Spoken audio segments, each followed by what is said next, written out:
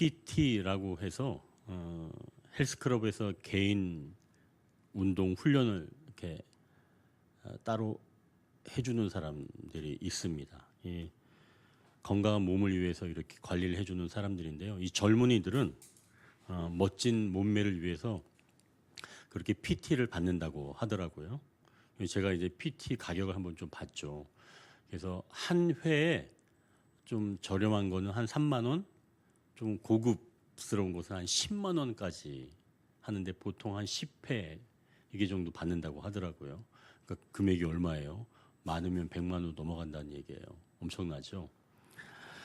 사실 우리는 어떤가요?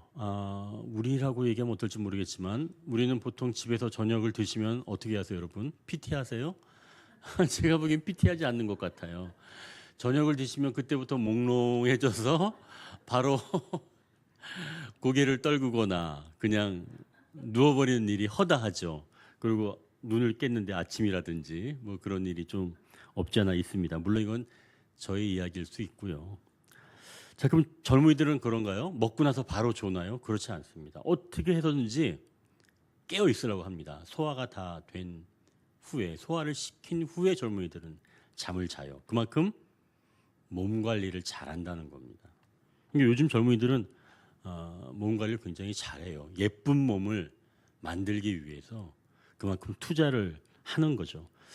그러니까 우리도 건강한 노년을 보내려면 그러니까 지금부터라도 여러분 밥을 드시고 나서 바로 주무시기보다는 그래도 조금 좀 움직이면서 좀 나중에 주무시는 게 예쁜 몸을 위해서도 더 좋을 것 같습니다.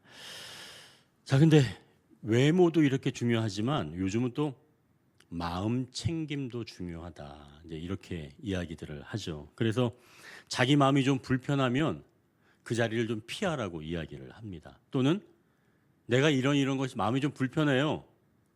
이 얘기를 하라고 이야기를 해요. 그래서 마음을 좀 잘 챙기는 게 중요하다. 요즘 그래서 몸 관리도 잘하지만 마음 챙김도 중요하다. 이제 이렇게들 많이 이야기를 합니다. 정말 다 두 가지 다 중요한 것 같아요. 몸 관리, 마음 챙김. 자, 그럼 우리 믿는 사람들은 어떤 걸 관리 잘 해야 될까요? 몸 관리, 마음 챙김.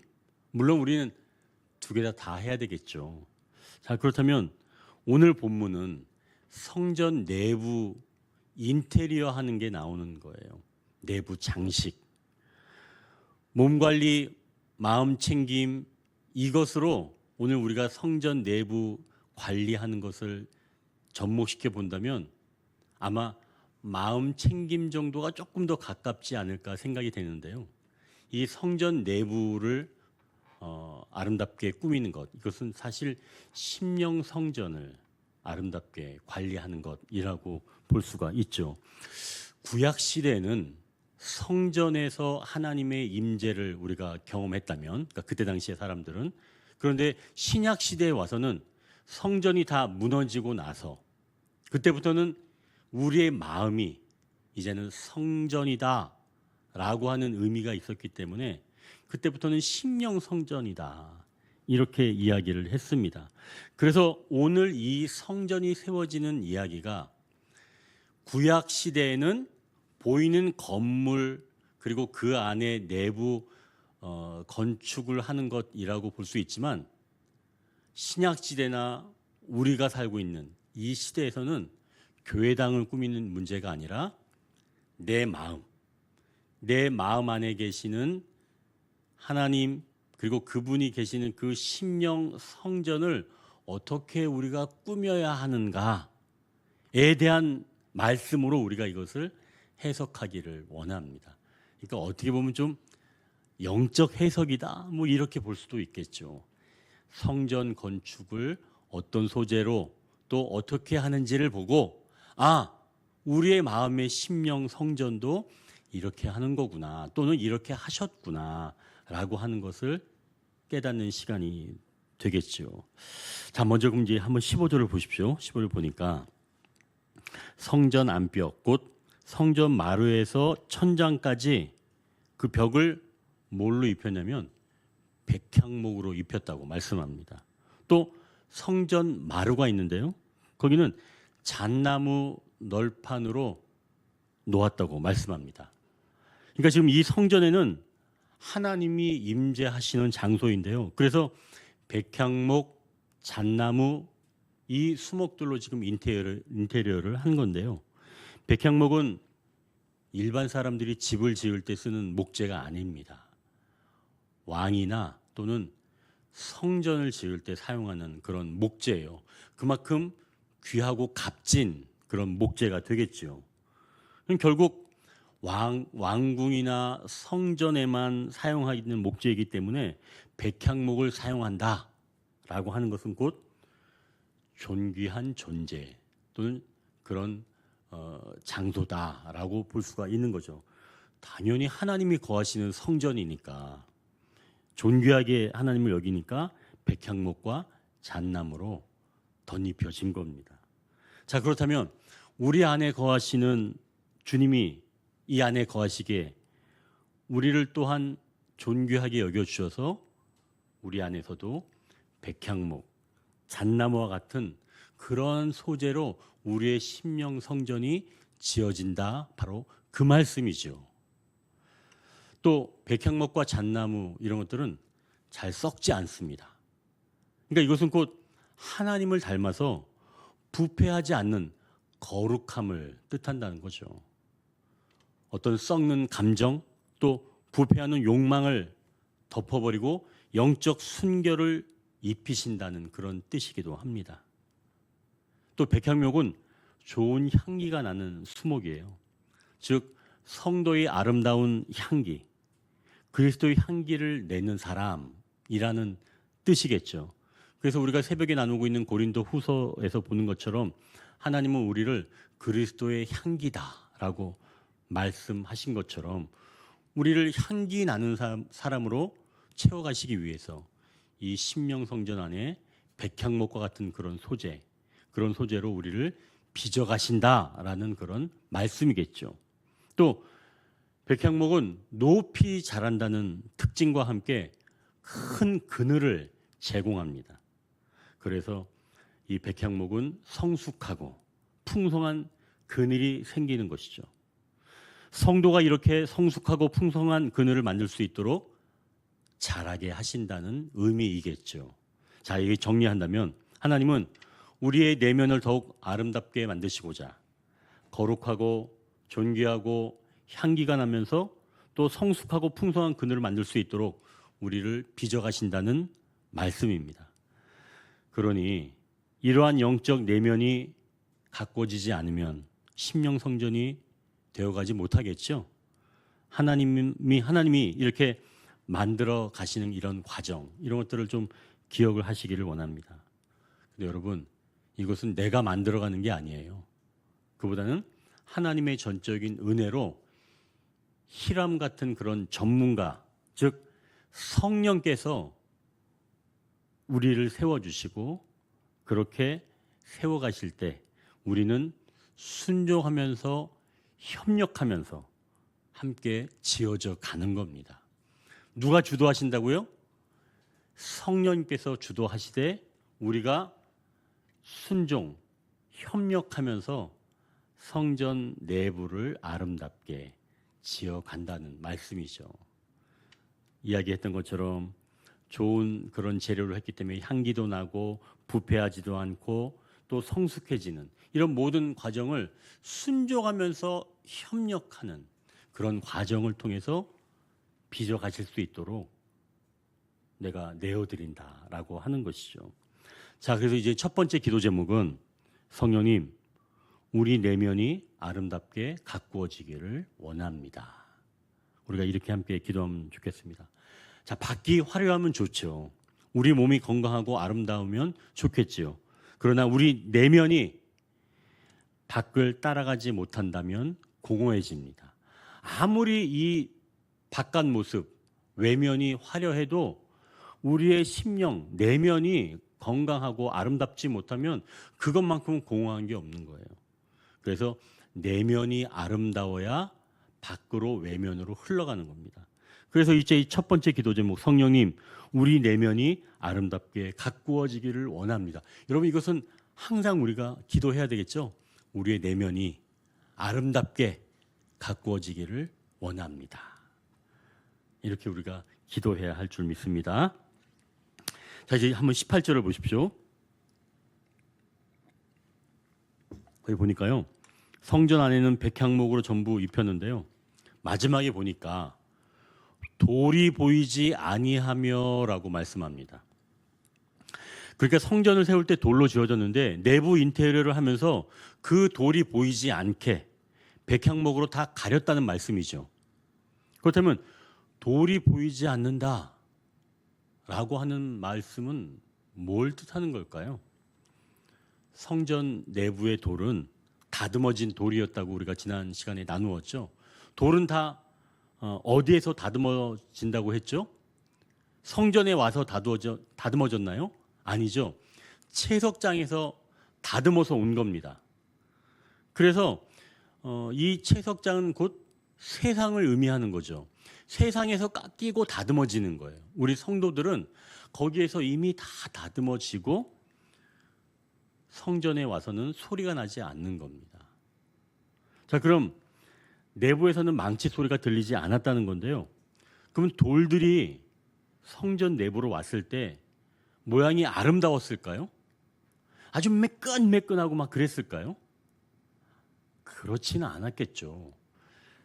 깎고 다듬어서 사실은 거친 표면들이 그대로 남아 있었습니다. 그래서 이 백향목 이것으로 다 덮어버린 거예요. 그 거친 면들을. 자, 그러면 거친 돌이 그대로 드러나지 않도록 백향목으로 다 입혀주셨다는 말씀인데, 이것은 곧 마음의 심령이 백향목과 같은 그런 향기가 나면서 부패가 나지 않는 그런 나무로 다 가려주어야 안전하다는 겁니다. 그렇지 않으면 거친 것이 그대로 드러나서 밖으로 다 나오게 되면 결국은 이 안이 다 썩게 되죠. 그러면 또 그게 또 밖으로 나오게 되니까.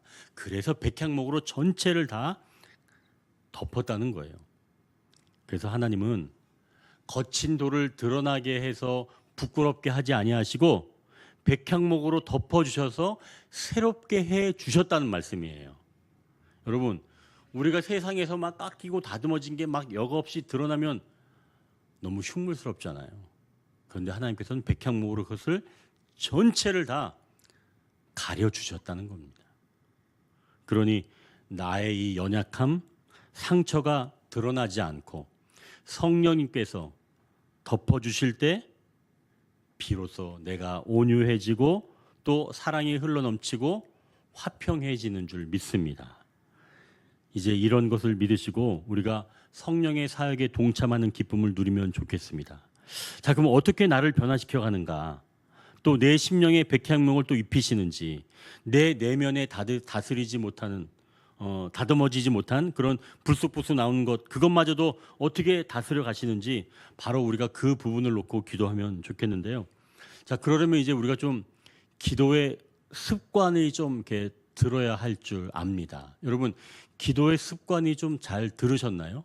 여러분 좀 어떠신가요? 여러분 기도 오래 하시고 좀 그러나요? 막 1시간, 2시간씩 하시나요? 그렇게 하기가 처음부터 하기가 쉽지 않습니다. 그래서 이 유진 피터슨 목사님이 기도를 좀 기도의 습관을 들이고 싶은 친구에게 편지 쓴 내용이 있어요. 유진 피터슨 목사님이 어떻게 기도가 익숙하지 않은 친구에게 편지를 썼냐면 이렇게 썼습니다. 과거 믿음의 선조들이 살던 시대에는 대부분 성경과 기도가 일상생활 속에 배어 있었고 사회 구조의 지지를 받았던 때였어. 불과 200년 전만 하더라도 매일 1~2시간씩 기도하는 그런 시간을 바치는 일이 드물지는 않았지. 그런데 오늘날에는 사람들이 출근길이나 빨래방 혹은 쉬는 시간에 커피 한 잔을 마시면서 단 5분이라도 기도하는 모습을 보면 좋겠어. 유진 피터슨 목사님이 이렇게 이야기하는 거예요. 그러니까 이 말은 곧 할 수 없는 방식으로 기도하려고 하지 말고 할 수 있는 방식으로 기도하라. 이렇게 말했던 선조의 지혜가 필요하다고 말하는 겁니다. 이게 바로 기도의 초기 단계를 이야기하는 거예요. 근데 여기 계신 분들은 기도의 초기 단계는 아닌 것 같아요. 그러나 만약에 기도의 초기 단계, 난 그래도 아직까지 좀 초기 단계인 것 같다라고 생각하시는 분들은 내가 할 수 있는 방법을 찾아서 조금씩 기도를 해보라는 겁니다. 그러니까 짬이 좀 나면 그 짬난 시간 좀 작게 시작해보라는 거예요. 뭔가 음식을 조리하면서 뭐 2, 3분 시간 날 때 그때 잠깐 기도를 하는 거죠. 그럼 이제 기도할 때 이 두 번째 즉 내 이 내면이 다스리지 않는 것들 이런 거친 면 이런 면들도 이제 기도할 수가 있겠죠. 그래서 이 두 번째 기도 제목은 내 내면에서 상처받은 모습이 드러나는 것이 아니라 성령의 열매가 나오게 하옵소서. 내 내면에서 상처받은 모습이 드러나는 것이 아니라 성령의 열매가 나오게 하소서. 성령의 열매가 내 내면에서 성령의 열매가 나오게 하소서. 이렇게 기도하면 좋겠습니다. 그래야 그렇게 기도하는 것들이 내 내면 심령에 백향목이 깔리는 거예요. 그렇게 우리가 기도 한마디 할 때 내 안에 심령 성전에 백향목이 또 잣나무가 바닥에 깔리고 백향목이 덮이는 것입니다. 그런 기도를 통해서 그러니까 믿음으로 기도하는 거예요. 내가 그런 기도를 들을 때 내 안에 심령 성전에 백향목이 싹 덮이는 줄 믿습니다. 그래서 상처가 가려지는 거예요. 내 내면의 상처가 가려져야지만이 내 마음의 쓴뿌리가 나오지 않는 거예요. 덮여야지만이. 그래서 두 번째 기도 제목은 내 내면에서 상처받은 모습이 드러나는 것이 아니라 성령의 열매가 나오게 하소서. 자, 그럼 이제 어떻게 하면 이렇게 될 수 있는지 이제 물론 이제 성령님께서 빚어가시는 것이지만 우리가 기억할 것이 있는데요. 22절을 한번 우리가 같이 한번 읽겠습니다. 22절. 온 성전을 금으로 입히기를 마치고 아멘. 지금 성전 안에 모든 것을 백향목과 또 잣나무 그대로 놔뒀다는 거예요? 아니죠. 뭐를 입혔다고 얘기하죠? 금을 입혔다고 말씀합니다. 성전 안에는 다 금이에요. 여러분 요즘 금값 얼마나 비싸요? 엄청나죠? 옛날에 그 금 다 팔았잖아요. 우리는 뭐 IMF 때도 나라를 위해서 우리가 다 내고 그랬는데 그래서 아마 가정엔 별로 금이 없을 줄 압니다. 근데 지금 이렇게 비싼 금으로 성전 모든 것을 지금 입혔다는 거예요. 그럼 왜 이렇게 하라고 하실까요? 이 비싼 금을? 금은 성경에서 일관되게 하나님의 임재, 하나님의 영광을 뜻하는 겁니다. 그럼 하나님의 임재와 하나님의 영광이 어디에 가득하다는 거예요? 성전 안에 가득하다는 거예요. 모든 부분에 다 금으로 덧입혀졌기 때문에 그 금이 싹 다 덧입혀져서 그 성전 안에는 하나님의 임재와 하나님의 영광이 충만하다는 얘기입니다. 어디에? 내 심령 성전에 하나님의 임재와 하나님의 영광이 충만한 줄 믿으시기 바랍니다. 어디에? 내 심령에. 여러분 이거 너무 은혜되지 않아요? 내 심령에 하나님의 임재와 영광이 충만하다는 거예요. 여러분 이걸 기억하십시오. 이거를 기억하실 때 내가 비로소 우리가 첫 번째 기도 제목, 두 번째 기도 제목도 이런 것들을 우리가 믿음을 가지고 기도할 수가 있는 거예요. 하나님의 임재와 하나님의 영광이 내 안에 충만하다라고 하는 것을 내가 믿을 때 첫 번째 기도 제목, 두 번째 기도 제목을 내가 힘있게 할 수가 있는 겁니다. 자, 그러면 하나님께서 이렇게 해주신 것은 그냥 한 게 아니라 구약 시대의 성막에서도 법궤나 등잔이나 다 금으로 입혔어요. 이미 이전부터 다. 왜? 하나님의 임재의 장소를 보여주시기 위해서 다 금으로 입혔던 거죠. 그러니 하나님이 거하시는 사람은 그럼 어떤 사람이에요? 금으로 다 입혀진 사람이에요. 여러분들 지금 다 금으로 입혀진 사람들입니다. 스스로 얼마나 빛나요? 금으로 입혀졌기 때문에. 아랍에미레이트 뭐 그 왕궁 보셨죠? 우리 대통령이 거기 뭐 그냥 휘황찬란하잖아요. 거긴 금으로 다 바르지 못했어요. 그러나 우리는 다 금으로 덧입혀진 사람들이에요. 엄청난 사람들입니다. 여러분 굉장히 값어치 있는 사람이에요. 막 그렇게 살 사람들이 아니에요. 그러니 여러분 자존감을 가지십시오. 여러분 영적 자부심을 가지시고 살아가시길 바랍니다. 자, 결국은 우리의 성도의 가치가 나무, 돌로만 이루어진 게 아니라 하나님의 임재, 하나님의 영광이 우리에게 꽉 채워졌기 때문에 성도의 가치는 곧 하나님의 가치와 같다는 거예요. 여러분 얼마나 귀한 거예요. 그래서 이 베드로전서 1장 7절에도 하나님 보시기에 이 연단하여도 없어질 금보다 더 귀한 믿음이다. 그러니까 여러분들을, 그러니까 우리 성도들을 하나님께서 불로 연단하여도 없어질 금보다 더 귀한 믿음이다. 우리 성도들을 금보다 더 귀한 사람들이다라고 여겨주신 겁니다. 그래서 하나님은 이런 귀한 믿음을 가진 사람들을 금보다도 더 귀하게 여겨주신다는 얘기죠.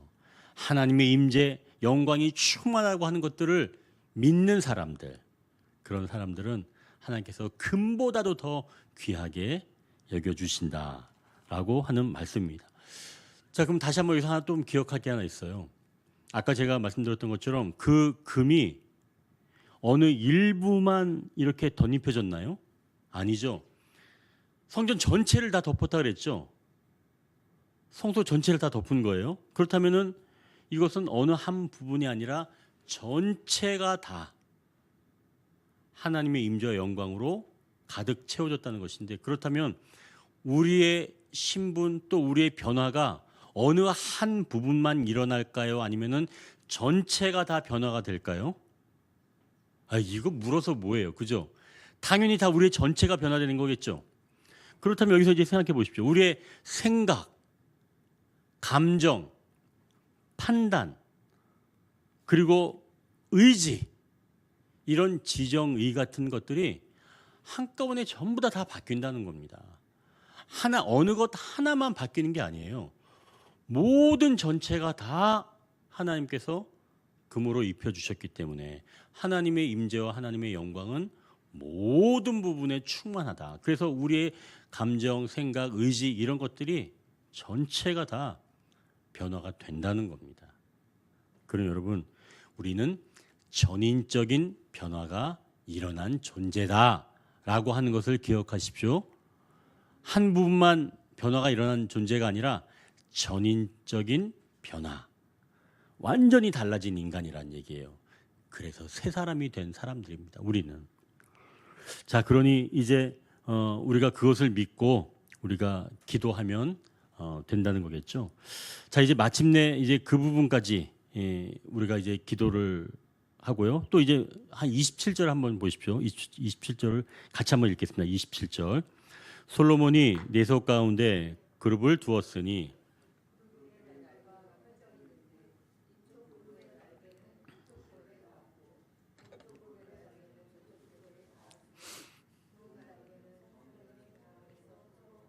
아멘. 지금 성전의 가장 안쪽에 있는 지성소에 두 그룹을 두었다고 말씀하는데요. 성경에서 그룹은 단순히 날개 달린 천사를 의미하는 것만이 아닙니다. 이 그룹은 하나님의 임재를 지키고 또 하나님의 영광을 반사하는 보좌형 천상들의 존재입니다. 에덴 동산에서는 생명나무를 지켰던 존재가 이 그룹이에요. 그리고 언약궤 뚜껑 위에 두 그룹을 의미하기도 합니다. 그런데 이제 이 성소에 두 그룹을 만들어 놓았는데요. 그런데 여러분 지금 이 그룹의 날개 크기가 얼마큼 큰지 아세요? 24절을 보니까 거기 한쪽 날개가 5규빗, 또 한쪽 날개가 5규빗, 합해서 한 그룹이 10규빗 정도 되는 날개가 있다는 얘기입니다. 근데 그 그룹이 2개가 있었다 그랬잖아요. 근데 두 그룹이 이쪽 벽에서 저쪽 벽까지 양쪽으로 날개를 펴서 2개가 다 펴니까 끝에서 끝까지 다 날개가 펴졌다는 얘기예요. 그리고 그 너비가 20규빗이다. 지성소 너비도 20규빗인데 날개의 너비도 20규빗이었다 이렇게 얘기해요. 그러면은 날개가 지금 지성소를 조금 채운 거예요? 가득 다 채운 거예요? 가득 다 채운 거예요. 우리의 미터법으로 환산하면 10m 됩니다. 20규빗은 그러니까 한 50cm를 기준했을 때 이 날개가 양쪽 날개로 해서 하면 한 전체로 봤을 때는 10m가 되는 거예요. 날개 길이가. 엄청나겠죠? 자, 그러면 왜 이렇게 크게, 날개를 왜 이렇게 크게 했을까요? 제가 그걸 생각해 봤어요. 아니, 날개를 왜 그렇게 지성소 양쪽으로 사방으로 한 10m밖에 안 되는 공간인데 그 지성소를 날개로 꽉 채우셨을까? 여러분, 그거 희한하지 않아요? 왜 날개로 꽉 채우셨지? 그의 영적인 의미가 있는 거더라고요. 곰곰이 생각해 보십시오. 이것은 하나님의 임재가 그 지성소, 그 성전 전체를 다 덮는다는 겁니다. 꽉 채운다는 거예요. 마치 금이 덮은 것처럼 날개가 꽉 채운다. 자, 그럼 여러분, 날개는 성경에서는 어떤 걸 이야기하는 거죠? 보호하는 걸 이야기하는 거죠. 어린 새끼를 보호하는. 그래서 하나님의 날개 이런 걸 우리가 이야기하잖아요. 그럼 하나님의 날개는 얼마큼 크다는 거예요? 모든 것을 다 보호하고도 남음이 있다는 걸 보여주시려고 그렇게 날개를 크게 만드신 거예요. 모든 성도들을 다 보호하시고도 남음이 있다. 그러면 그렇게 큰 날개를 보면 어때요? 마음이 뜨겁죠. 안심이 되죠. 왜요? 내 존재가 저 날개 아래 보호되고 있으니까. 그래서 하나님은 그 지성소에 꽉 날개를 채워주신 거예요. 우리가 그걸 보고 하나님이 나를 저렇게 날개로 나를 품어주시는구나. 그러면 마음이 안심이 돼요? 아니면 두려워요? 안심이 되겠죠? 그래서 하나님께서 날개를 꽉 채워주신 겁니다. 그 그늘 아래서 쉬게 하시려고. 자, 그러면 이제 또 한 가지 의미는 꽉 채운 엄청난 큰 존재를 딱 보면 여러분 어떤 마음이 들어요? 압도되죠. 그게 무너질 것 같아요?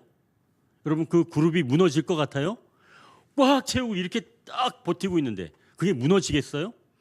여러분 그 그룹이 하나님의 임재를 상징하고 하나님이 나를 보호해 주신다는 걸 상징하는데 그 심령이 이 심령 성전 안에 꽉 채워서 나를 딱 붙잡고 있어요. 그러면 내가 막 세상의 힘에 눌려서 나 왜 이렇게 잘 안 돼? 이렇게 한다고 한들 이 안에 날개를 쫙 펴고 나를 보호하시는 하나님이 무너지시겠어요? 하나님이 무너지시겠어요? 안 무너지겠죠. 하나님이 그렇게 충만하게 나를 지키시고 굳건하게 계신다는 것을 우리가 그 이미지를 통해서 알 수 있기 때문에 내가 비록 오늘 세상 살면서 마음이 불편하거나 힘든 일이 있어서 정말 참 어렵다라고 할지언정 내 안에서 나를 보호하시는 하나님의 그 존재는 결코 넘어지지 않는다는 겁니다. 그대로 계신다는 거예요. 여러분 그걸 믿으십시오. 그래야 이제 우리가 이 세 번째 기도 제목을 올려드릴 수 있는 겁니다. 이제 세 번째 기도 제목, 하나님의 영광이 내 심령에 가득하시다는 말씀이 믿어지게 하옵소서. 하나님의 영광이 내 심령에 가득하다는 그 사실이 믿어지게 하옵소서. 여러분, 그걸 믿으시면 흔들릴 일이 없습니다. 아멘이죠? 여러분들 심령 안에 하나님이 그렇게 딱 버티고 계시는 겁니다. 여러분들은 좀 나 힘들어, 그리고 마음이 울적해질 수 있지만 하나님은 끄떡 없어요. 하나님 여러분들을 그 큰 날개로 보호하시고 우리들의 인생 끝날까지 우리를 지키시고 마침내 우리의 본향까지 인도해 가시는 줄 믿으시길 바랍니다. 이제 우리가 이 기도 제목을 기억하면서 찬송한 후에 함께 기도하기를 원합니다.